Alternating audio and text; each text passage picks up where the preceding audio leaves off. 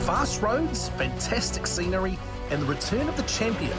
This is the 2024 South Canterbury Hydraulics Rally South Canterbury, round 2 of the Brian Green Property Group New Zealand Rally Championship.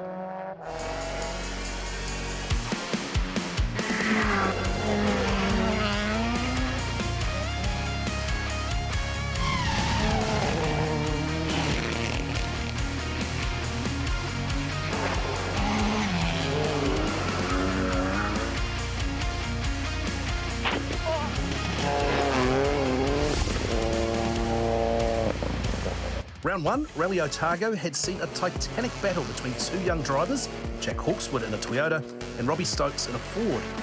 Both drivers had struggled in 2023, but here at Otago, they led the field over 2 days. Veterans of the championship, Ben Hunt and Emma Gilmore, both had issues on day 1, Gilmore clipping a ditch on stage 2 and limping out to service, while Hunt could not match the pace over the fast opening stages in his Skoda Rally 2. He turned that around on day 2, however, winning the Sunday stages and the power stage, but it was Hawkswood who would claim a famous overall rally victory over Stokes. Good job, buddy. So the points so far, Jack Hawkswood leads on 38, Robbie Stokes second on 36, Ben Hunt's on 35, and then a gap back to Emma Gilmore in fourth on 23. Dylan Thompson leading the two-wheel drive.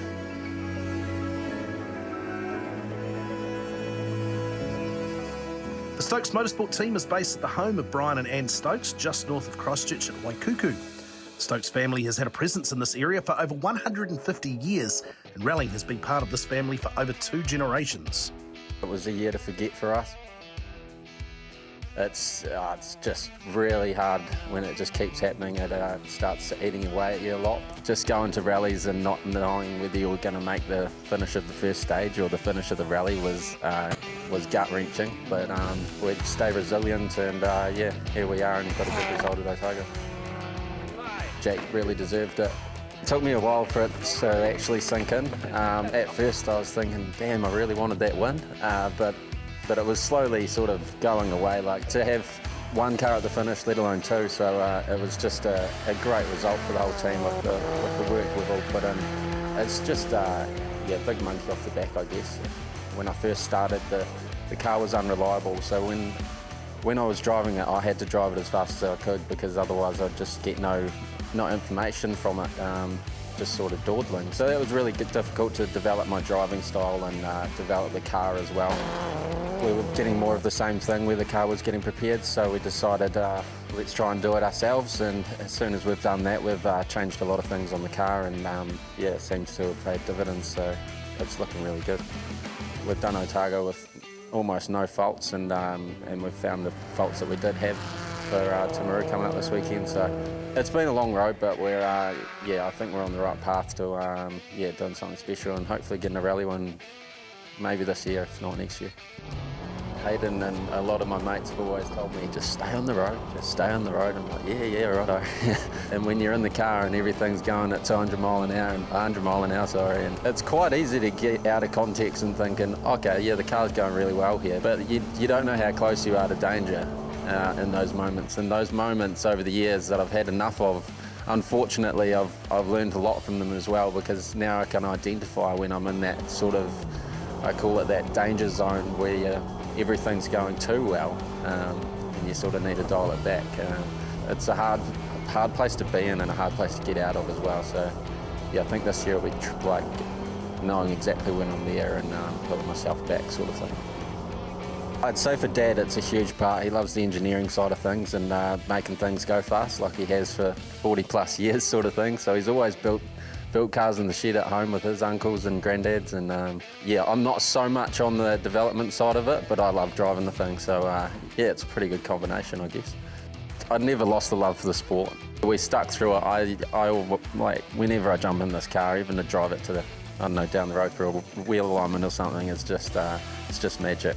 It's impossible to lose the love for rallying, I think. It would probably be the first Silver Fern where I sort of really had a understanding of rallying, and I was helping doing changing wheels, and I don't know how old I was, maybe 10 or something, or maybe younger than that. I'm not 100% sure, but that's when I first got got a glimpse of it, but I instantly wanted to be in the car. I didn't want to be on the tools, so I had to go through motocross and hurt a few bones and stuff to figure out that I didn't want to do that either.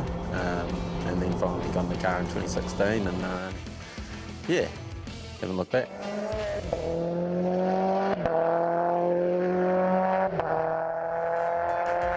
After missing round one, Hayden Paddon is back from the European Rally Championship to start his title defence. Oh, it's certainly not going to be easy. Obviously, the competition's pretty stiff this year, and I guess also with less cars, it also makes it harder to bridge that gap in points-wise. But at the end of the day, we're no regrets over what we're doing this year with our programs, and we've got 5 rounds ahead of us now to make the most of it, and just got to play it rally by rally and just keep doing the best job we can. Emma Gilmore looking forward to getting the Citroen out on the fast and twisty South Canterbury roads. I love the stages here. I think they're super fun to drive. There's always great support out on the stages, but they're also, when you get those stages where the corners are flowing, like it's amazing countryside to be racing along. It's also very fast. You always feel like you've just started the stage and then you're finishing it because of just how fast they are. But I think that forestry stage tomorrow is going to be a real challenge. There's not much lead up in that stage, so it's going to be an important stage tomorrow. While Hayden Paddon leads the cars off the ramp, the rally will start from Levels Raceway in the morning. The 8-stage rally starts with McKinnon Road and then heads north to Geraldine for stage 2. The drivers then tackle the forestry stage before heading to service at Fairley. The more public road stages to the east of Fairley before a final service, then stage 7 Cricklewood Road, before finishing on the track at Levels International Raceway. Fine weather, although a little frost around at stage 1. Hayden Paddon with a challenge ahead, Blair Bartels. He sure has, Budgie. He's 38 points behind Jack Hawkes with the championship leader. He's got to rely on other competitors not picking up maximum points if he wants to chase down an 8th national championship.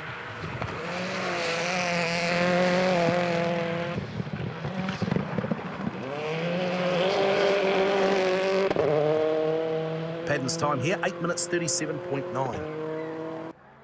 Ben Hunt in the Skoda Rally 2 car next through. And straight away you see Ben using all of the road with that car. He knows that he's got to put all that pressure on Hayden, as well as Robbie and Jack, if he wants to be the champion at the end of the year.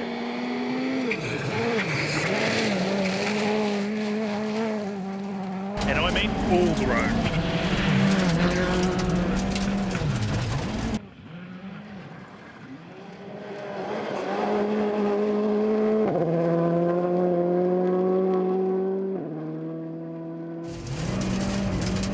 As second car on the road, you can hear that gravel underneath Ben. That line is going to keep sweeping.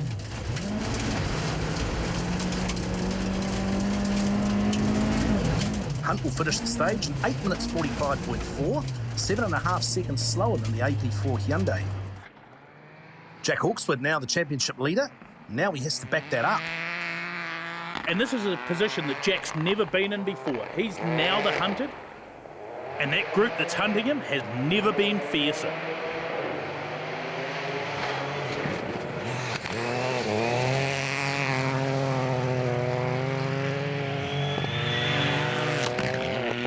And while he's working with an ever-cleaning line, you can see that sun starting to come over the top of the hill. That's going to make it really difficult for the next few cars. Jack's time, 8 minute 59.6. In 2023, Robbie Stokes didn't make it to the end of this stage, but the tables have turned in 2024. 350.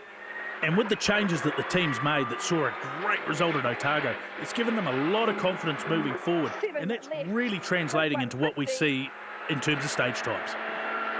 Brakes 50, short, 6 left, into 2 left plus. Again, check out that sunstrike. That's big commitment.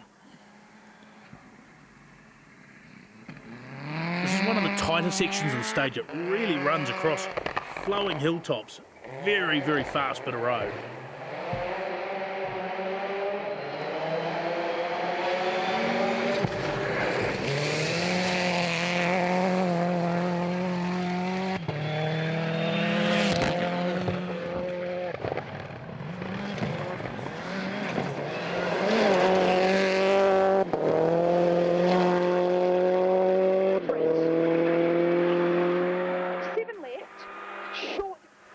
And you hear the voice there of Sarah Brennan, a new combination for 2024 into their second event and settling in well. on the 5 left minus narrows 100. And this looks good for Stokes. 8 minutes 41.2, just 3 seconds shy of Padden. 40. A small problem for Emma Gilmore as oil was leaking onto her clutch, meaning she couldn't use full power. Tuck 4 left plus half long. Into flat And not right, only is it a problem 50. for outright performance, it also affects your confidence. One right The car doesn't necessarily have all the power and drive to get you out of a corner or a sticky situation, so you've got to bear that in the back of your mind and not commit as hard. Flat right. Zeal Jones' Skoda back on the stages, and the young driver again impressing early. He was just 0.3 slower than Jack Hawkswood here. And it is truly impressive. After an Otago where he spent most of the event with the car in two-wheel drive, it's really his first chance to grab this thing by the scruff of the neck and really show what he's got. Pretty impressive when you think the kid's just 19 years old.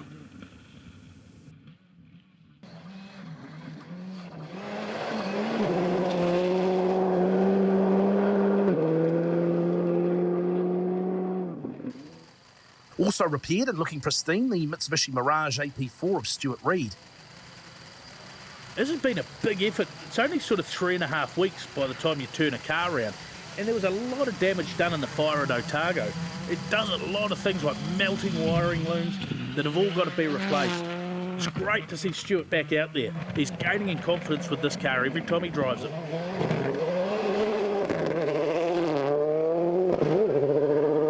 Reid was in 7th ahead of the Polo of Andy Martin and the Mirage of Eugene Crunet.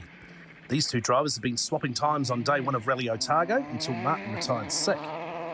This time it was Martin with the advantage over Crunet by a mere 0.1 of a second over the 17 Ks of this opening stage.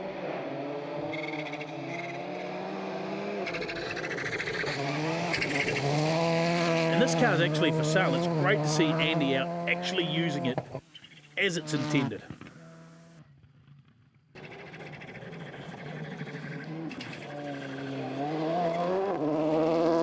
Also, it's great to see him back on form after the illness at Otago.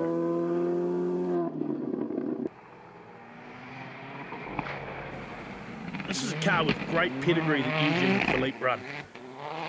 Started out winning on debut in the hands of Shane Van Gisbergen at the Battle of Jacks Ridge in 2020.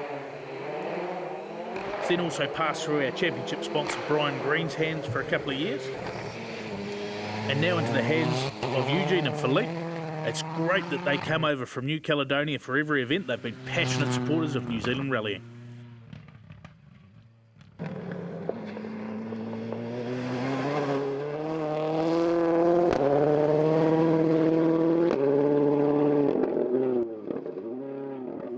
Ideal road conditions on stage 2 meant 4 of the drivers would break the stage record from 2023. Padden stretching his lead to 16 seconds here. And Ben Hunt improving now, just 0.9 seconds behind Robbie Stokes in 3rd. But Stokes again showing that the Fiesta is going to be fast in 2024 and working well with new co-driver Sarah Brennan. Break 80. And this is a typical shot of the South Canterbury Rally. These big, fast, wide roads that require 100% commitment from the drivers. Flat crest 80. Stage 3, Geraldine Forrest is home turf for Padden and he pulled a 45-second advantage over Ben Hunt, not helped when Hunt had a half spin. And in the forestry with various different surface changes, it's so easy to do. That's why this stage has been identified by so many of the drivers as the make or break stage. But the GR Yaris of Jack Hawkswood was refusing to rev past 5,000 RPM. The car became unwieldy without power and he eventually ran off the road and into a tree and beached it. After a small fire scare, they were able to get the car free with a little help and limp the car to the end of the stage. Unfortunately, though, a split oil cooler meant that was it for the day. They'd repair the car and get back out for the power stage, though. Stokes and Hunt separated by just a couple of seconds, but that would see Hunt move ahead to 2nd overall. Long 4 left plus 10. And here's a graphic example of why a big championship-defining moment shouldn't distract you. Very lucky to get away with that one. Short 7 right. 3 left. Not a great stage for Emma Gilmore as her clutch issue saw her lose time to Zeal Jones and Stuart Reid. 4 left for You can just hear that, especially in the lower gears. That clutch slip's getting worse. Thankfully, there's a service park after this stage. 4 left. Reid now 5th fastest here. And while quite a few of the drivers complained that this stage was quite rocky in the base, for Stu coming from Australia, this is not an abnormal condition to be running through across a whole rally rather than just one stage.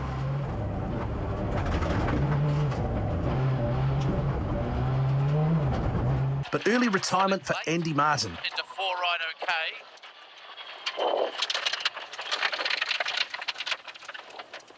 And what looked like an innocuous little spin becomes a lot worse when the clutch pedal bolt breaks. That car's not in a great place.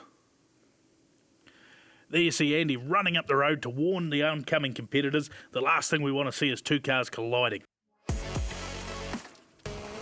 So after 3 stages, Paddon extends his lead in that forestry stage out to just over a minute, ahead of Hunt with Stokes close in behind. Zeal Jones putting in a mature performance to be just a minute further back and forth ahead of Gilmore, Reid, Crune and Hawkswood, who unfortunately would retire. After the break, we check out the Rally Challenge.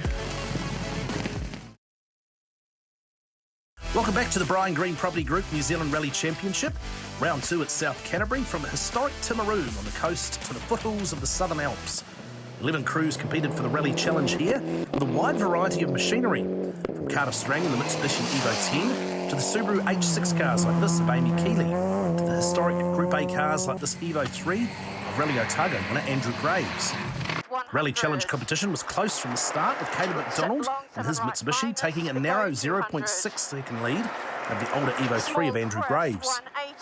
And this car's got good pedigree. Not only did it win the Group N Championship in 2001 when it was factory fresh, it then got a Darren Galbraith to 2 Rally Challenge Championship wins, and Caleb's looking like he can add to the history of this car. Graves has been formidable in the mainland series in his Evo 3, but is also an experienced NZRC co-driver. He's finished as high as 2nd in the outright championship alongside Josh Marston, but it's great to see him behind the wheel with his son on the notes, and man, he's a formidable threat.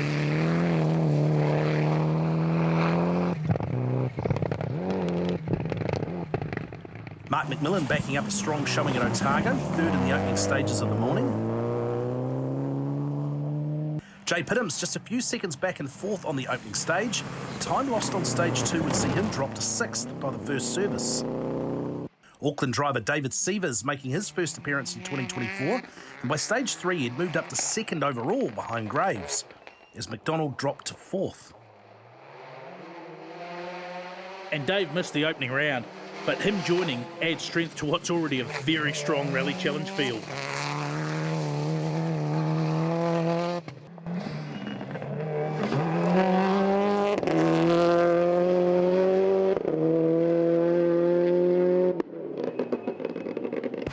Carter Strang in the Evo 10 Mitsubishi was 5th over the morning stages.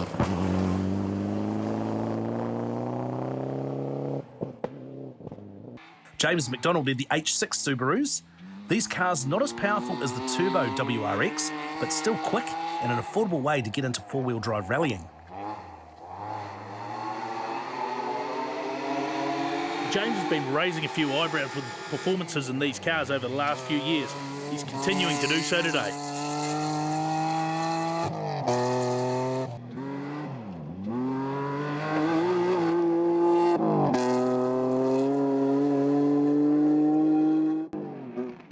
Gavin Feast is relatively new to rallying in his rookie season in the NZRC, but is picking up the pace quickly.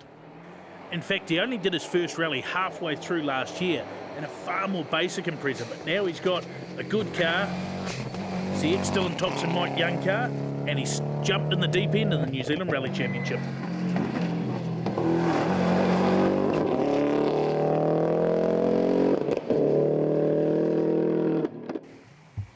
Paul Cross in the 2nd of the H6 Subarus.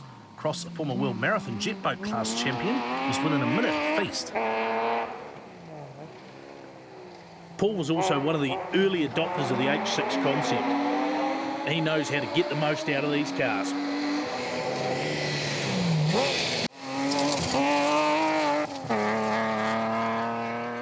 Amy Keeley also in an H6, a car which she's found good pace in since graduating from a Suzuki Swift 2 seasons back. And after a crash at Otago, Brian Green is back, this season with co-driver Brianna Little. And after a rough start to the season, Greeny's got some demons to avenge at this rally where he unfortunately went off the road last year as well. So he'll be looking forward to making the finish. 100. So over the afternoon stages, 2 significant retirements changed the results. First, Mark McMillan struck problems on stage 5 and retired on stage 6. But it was Graves who would retire out of the challenge lead on stage 7 when his gearbox broke.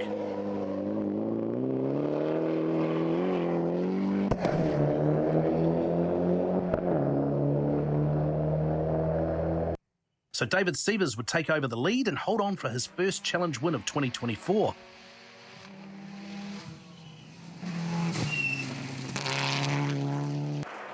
Caleb McDonald recovered back to second over the afternoon in a battle with Carter Strang and James McDonald. And there you can see the stranded car of Mark McMillan as Caleb pushes on to another really impressive result. He's been a standout rookie in the championship this year. Carter Strang's third place would see him to the points lead of the challenge.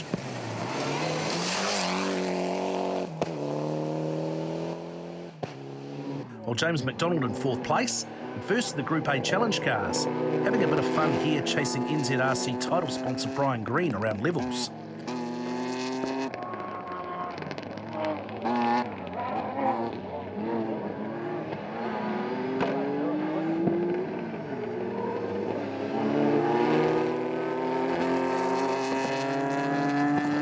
Ahead of Jay Pittams in his WRX Impreza, wearing the livery that made the car famous.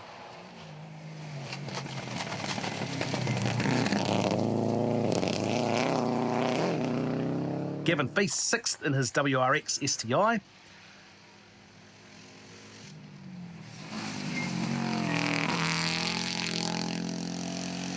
Paul Cross third of the Group A challenge cars, ahead of the similar car of Amy Keeley. And ninth overall, our sponsor and rally veteran, Brian Green. Happy to come home without a scratch.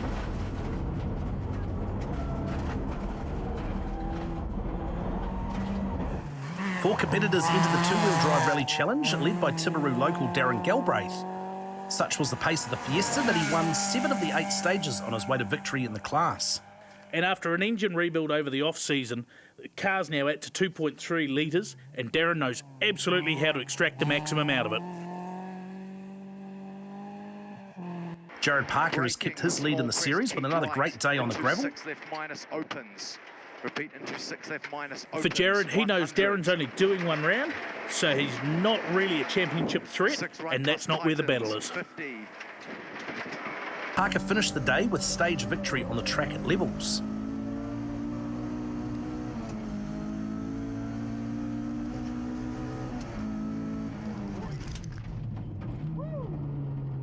Jim Bracefield had entered his RX-7. Unfortunately for Jim, though, his debut would end with gearbox failure. Pat Norris had started his own class of car, building Toyota Yaris rally cars, 1300 cc's. And they've become a very popular way to get into two-wheel drive rallying in the South Island. Good, cost-effective entry point. It's a simple formula, but it's seen Pat on the podium twice so far this season.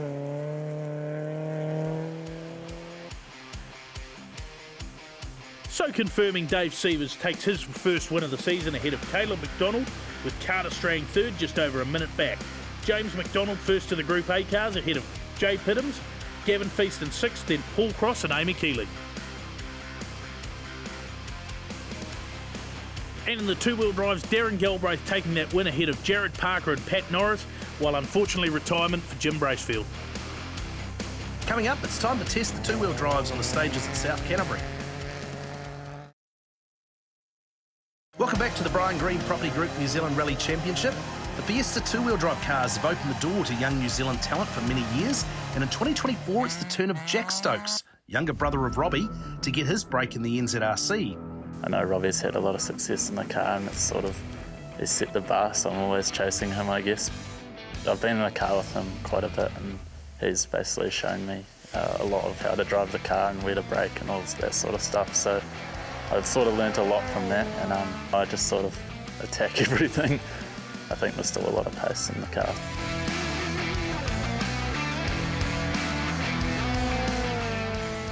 Yeah, Dylan's always been the benchmark for a number of years, and he sets some pretty incredible times. Bryn's obviously in a really good car, and he's a fantastic driver. We saw that time in Canterbury, which was pretty impressive. So yeah, Bryn and Dylan are the two main targets. They've always been right up there in this field, so we'll just keep pushing in the little older car and see how fast we can go. Yeah, being able to prepare the cars and being involved with that, I really enjoy that and all the engineering side of it. So it's just fantastic, really. I mean, we're always here all the time and just always working away, so it's great. I'd love to win a round, I'm not going to lie.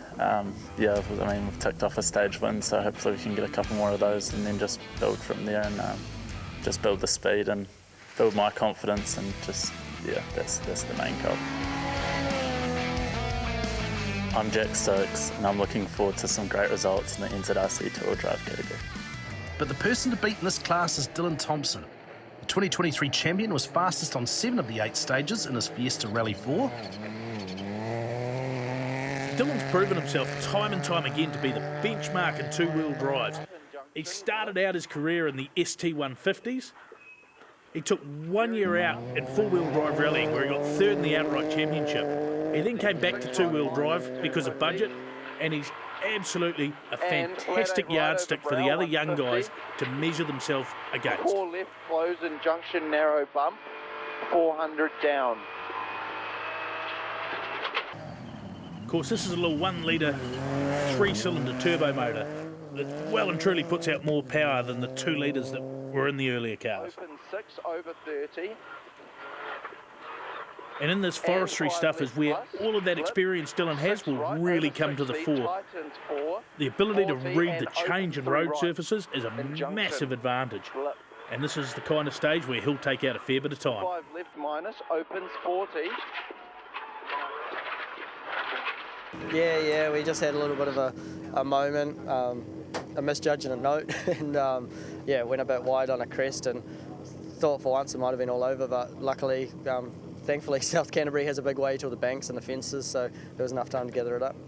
3, 2. Bryn Jones is also in a Rally 4 Fiesta and plenty to make up for after not finishing on day 1 at Otago. Flat 6 right. But an issue from the start left the car with no boost and dropped Jones a minute behind the leader. It was a rough build-up to the event for the team. Unfortunately, they found on the Wednesday an engine problem that necessitated an overnight engine rebuild to get it here in time for the event. When things are done in a rush, unfortunately, little things can be overlooked, and it meant that the car was well down on boost. Just one of those things. He lost another minute on stage 4 and now set about ensuring he'd finish the day.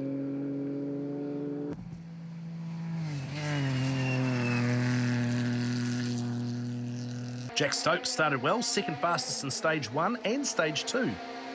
But on stage 3 and 4, Tim Mackesy started to close the gap to second.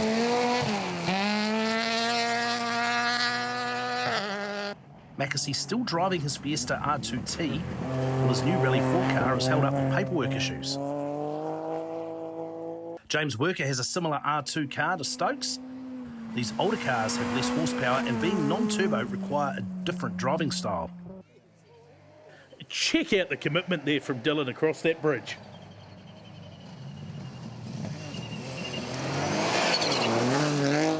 While Thompson continued to lead over the afternoon stages in what looked to be another win. 6 right minus over bridge, 30. And 6 right over brow, blip. 5 left in junction, 300.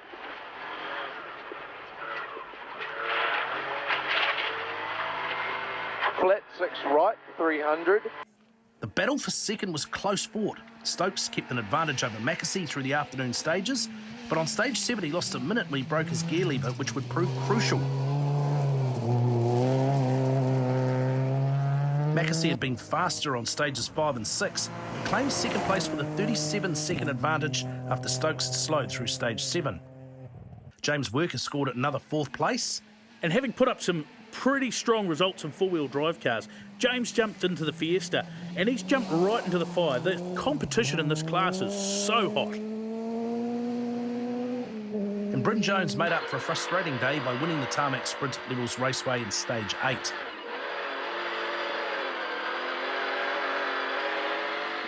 And now the team's been able to fix that problem. How exciting is it to have full turbo boost back again?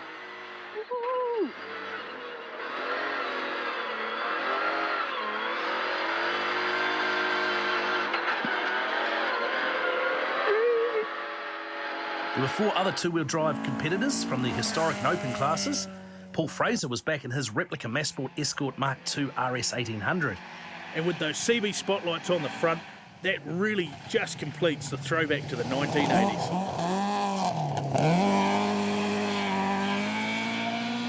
And Mike Cameron's Lancer may be no match for the power of the Escort, but Mike and his wife Helen are stalwarts of historic rallying. And they really embody what classic rallying's all about. Former champions of the class, but it's just great to see these older cars out on the stages and not sitting in the shed gathering dust.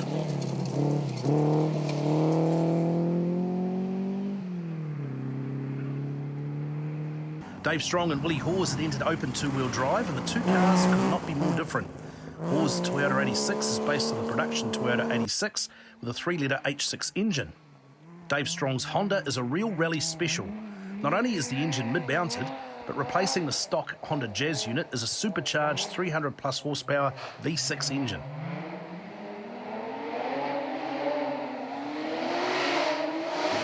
And that makes a pretty special noise.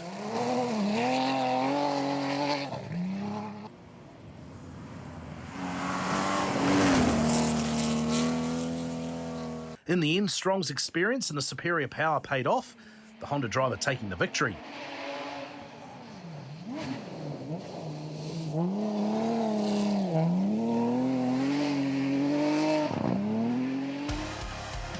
So in the NZRC two-wheel drive class confirming, Dylan Thompson takes the win over Tim Mackesy and Jack Stokes. James Worker coming home fourth ahead of Bryn Jones after a long day with no boost. The historic class saw Paul Fraser take out the win over Mike Cameron. And the open two-wheel drives would go the way of Dave Strong over Willie Hawes. Hayden Padden held his lead through the remaining morning stages, but the competition was a lot closer than the results indicated. If you take the 45 seconds he won the forestry stage by out of the mix, things have never been closer at the front end of the New Zealand Rally Championship.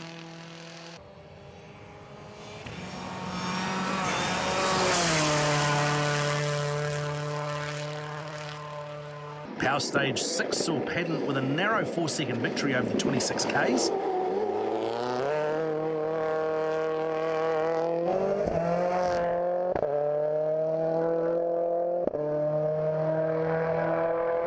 Robbie Stokes and Ben Hunt were battling behind Padden, and it was a close fight to see who would finish second. In Stage 4, Stokes just a mere 0.2 behind Hunt. Straight 50, 6 left minus, narrows. Repeat, 6 left, 120. Flat 7 right. The two were tied in Stage 5, turn but Stoke 20, managed a left 3-second right. gap to be second after Stage 6, the power stage.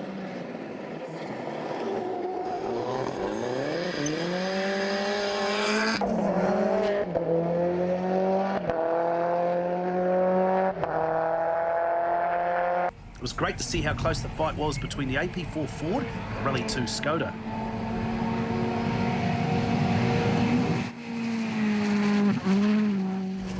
It's great to see the two rule sets competing so closely together.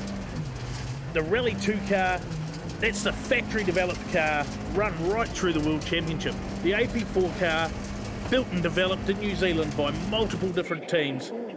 Great to see.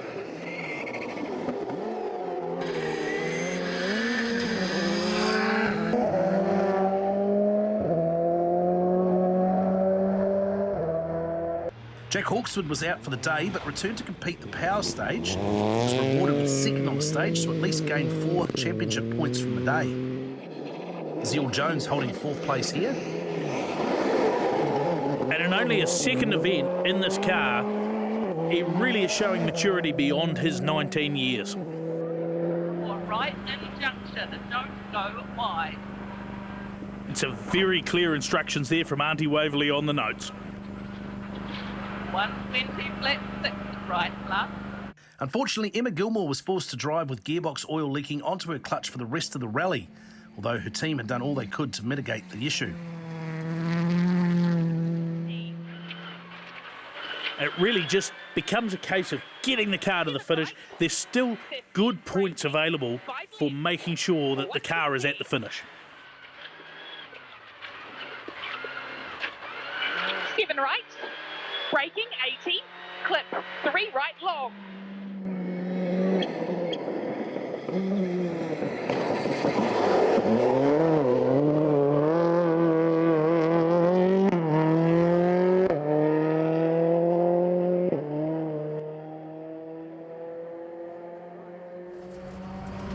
Stuart Reid struggling to make the change to the Mirage AP4.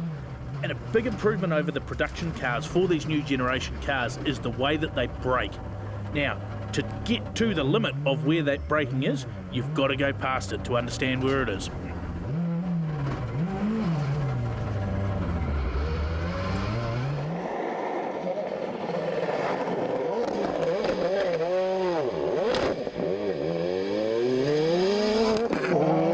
After a season in the RX7, 6th place here. Eugene Crunet had lost time in stage 3, so now just driving for a finish. And unfortunately, a puncture in the forestry stage really cost him dearly. So as we head to the final service, Hayden Padden now a minute 39.6 ahead of Robbie Stokes, but big battle just 3.1 seconds back to Ben Hunt. Zeal Jones sits 4th ahead of the limping Emma Gilmore, then Stuart Reid and Eugene Crunet.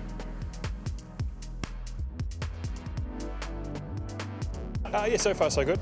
Keeping it pretty smooth. Obviously, first time on this tyre, and it does require a bit of an adjustment. I probably can't push on quite as I'd like to, but a lot of loose gravel, but all in all, everything's going smoothly in the car, enjoying it.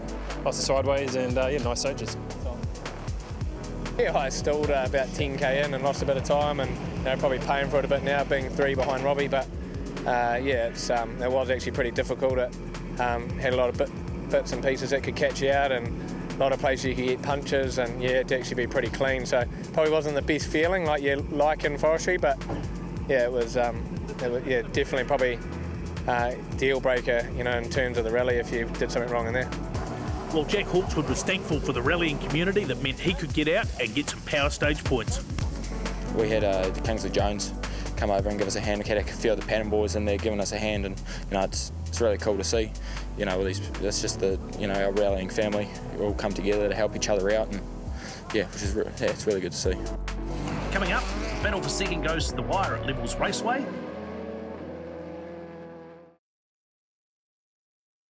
Just 2 stages left to run, and Hayden Padden in control with a 90-second buffer. It's still a fierce fight for second place and the lead of the championship. Robbie Stokes and Ben Hunt had swapped times all day.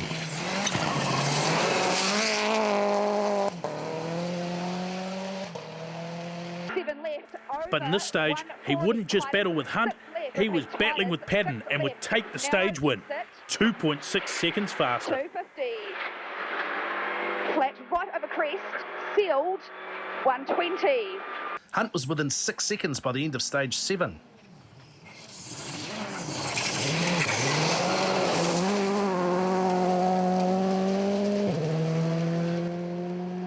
Andy Martin had returned on stage 7 and 8 to get some valuable stage time in the VW Polo.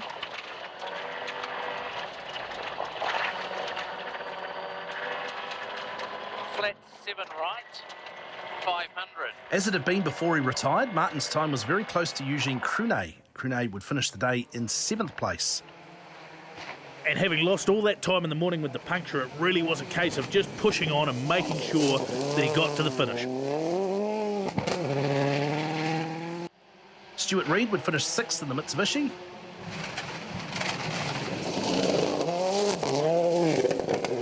Well, he's hanging it out there just like he was in the RX7 last year. A frustrating day for Emma Gilmore with her pace affected by the oil leak. However, 5th overall gives her valuable championship points. left. Narrow bridge. Into. And while it hasn't been the start of the season Emma's been looking for, she has banked those points at both the events so far. 5 left minus. Fourth place for Zeal Jones, great experience for the young driver, and this time no issues with the Skoda.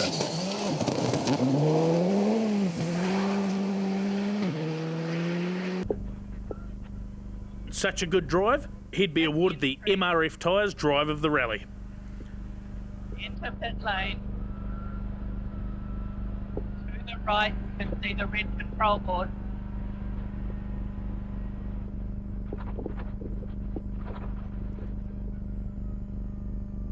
Oh, good job. Woo!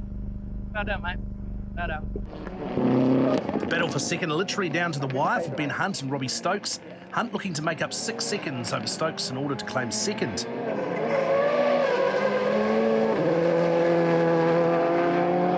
That would have seemed a tall order, but Robbie Stokes found himself slowed on the stage behind Andy Martin. And this is one of those awkward situations you occasionally get on a super special stage with multiple laps. Rally drivers aren't used to checking their mirrors. It's not something you do on a regular basis. Now into the pit lane. Pit lane. And keep it tidy. In the end, Stokes held on to second place by a mere 0.3 seconds. God, that was difficult. Do we... Second? What? Well done. Yes. Well done. Oh, so proud of you. Oh. No issues for Hayden Paddon, who takes another South Canterbury Rally victory.